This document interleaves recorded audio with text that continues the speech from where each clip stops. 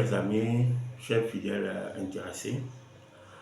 Aujourd'hui, dans cette capsule vidéo, nous allons partager des idées, des concepts sur un outil très important que nous utilisons dans nos activités quotidiennes en tant que gestionnaire de projet, responsable suivi et évaluation. Il s'agit toujours du guide, la théorie du changement.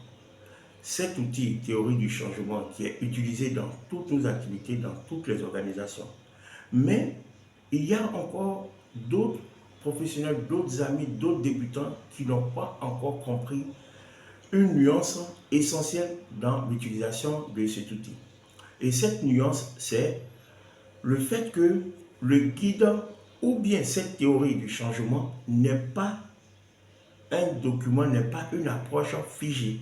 C'est une approche dynamique. Donc, comme je disais, voilà, vous pouvez travailler dans une organisation internationale ou bien dans une ONG internationale. Cette ONG va définir sa théorie du changement en fonction de ses objectifs, de ses principes, de sa vision.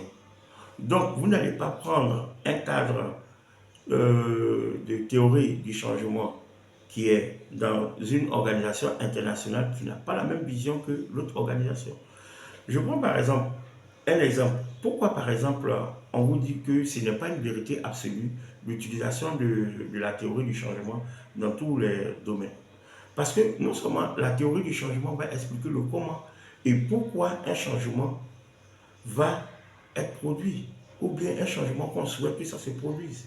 Donc il va falloir définir ou bien identifier des actions clés, identifier des hypothèses, des indicateurs, tout ça. Et à partir de là, nous allons relier les activités quotidiennes aux résultats à long terme. Je prends un exemple très simple. Vous prenez l'UNICEF. L'UNICEF et Handicap International ne peuvent pas établir la même théorie du changement parce que leurs visions ne sont pas les mêmes en termes d'activité. C'est vrai, l'objectif final peut être le même, mais la théorie du changement peut différencier. Donc, chaque organisation internationale a sa façon de définir sa théorie du changement en fonction de sa vision, en fonction de ses objectifs. Donc, vous n'allez pas prendre une théorie du changement de l'Union européenne, venir coller dans votre travail au niveau de, par exemple, si vous travaillez dans les questions climatiques. Voilà. Donc, il faut faire cette nuance. La théorie du changement n'est pas une approche, n'est pas un outil figé. Chaque organisation définit sa théorie du changement en fonction de ce qu'elle veut avoir comme changement ou bien souhaite avoir comme changement. Donc, vous ne devez pas mélanger tout. Il faut comprendre ça. C'est très important. Nous prenons par exemple l'exemple d'une ONG qui travaille dans la santé maternelle en Afrique rurale aura une théorie du changement qui sera différente d'une autre organisation agissant pour l'éducation des jeunes filles en zone rurale. Ça ne peut pas être la même chose.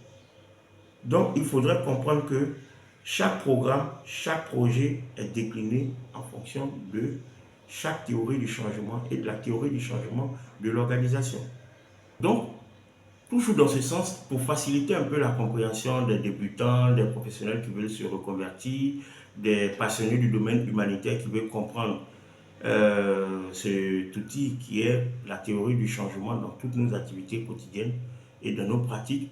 Voilà, j'ai mis aussi en commentaire un guide que vous pouvez télécharger pour comprendre et puis savoir comment établir, comment définir ou bien comment mettre en place cette théorie du changement dans vos différentes activités. Comment il faut définir les différentes actions. Donc le guide est en commentaire, vous pouvez le télécharger et puis lire parce qu'il y a encore deux exemples à l'intérieur qui vont vous permettre de comprendre les choses. Merci beaucoup et prenez soin de vous.